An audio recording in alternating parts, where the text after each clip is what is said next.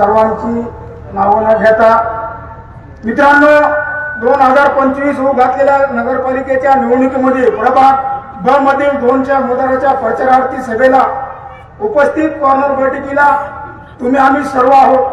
आता दादाने सांगितलं की 50-50चा विषय काढू नका आणि ना 50-25चा विषय काढून कुणाला चर्चेत आणू नका, हे माझं मी तुम्हाला आव्हान आहे. प्रश्न असा आहे, येणाऱ्या इलेक्शनला कमळाचं बटन दाबून आपल्याला वोटिंग करायचे आहे. त्याचं कारण असं आहे की समोरचा उमेदवार खूप मोठा मैदानात आलेला आहे. तो म्हणतो की मातंग समाजाचे लोक आम्ही विकत घेतो आणि इकडे रात्रीत मी इथलं मतदान खरेदी करू शकतो. आमुजानं आम्ही हात वर करून सांगा, विमानाद्वारे अण्णाभाऊ साठेचे जर फंडिंग परिणाम जर आपण मतदान करीत असाल तर या चिल्ल्याची वाय, या दांडळ्याची वाय धोक्यावर आहे. तुम्हाला मान्य आहे का? मग या दांडाला कसं पिटाळायचं अंबुजी वाय मध्ये आपण ठरवा. दांडाची सगळं नगरपालिकेच्या तिजोरीवरती लक्ष आहे आणि तुमचा आमचा पैसा दांडा जर पुरून घेऊन जात असेल तर दीनदलिताचा विकास कसा होईल याचा विचार करा. अमृत काका सायडा तुम्ही किती ओळखता काय मला माहित नाही, पण अमृत काका माझ्या आधीच्या काळापासून मी ओळखतो.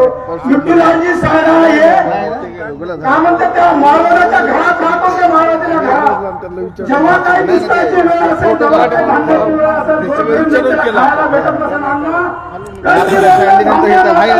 देणारे विठ्ठलजी सायडा आम्ही त्यांना भाईची नावाने बोलत होतो. हे लक्षात घ्या. हे कालचा पिल्लू काय सांगतोय 50-25 अरे पिढ्या त्यांच्या आमच्यावर रूळ बंद आहेत. पिढ्या आम्ही त्याच्या समोर जगत आलो. तू काय देणार? 2 दिवस नगरपालिकेसाठी येतो आणि जातो. तुला तर आमचा विचार आहे. तू काय आम्हाला मानतो? आम्ही तर तुला मतदान तर नाहीच नाही दादा. तू माझा मित्र इथं नगरसेवक तुझ्या बरोबर असताना तो छोटासा नगरसेवक म्हणतो त्याला पैशाची कमाई करून देत नाही. 2 रुपयाची प्रॉपर्टी तू कुठून आणली? 3 कोटीचा बंगला बांधाय काढलास.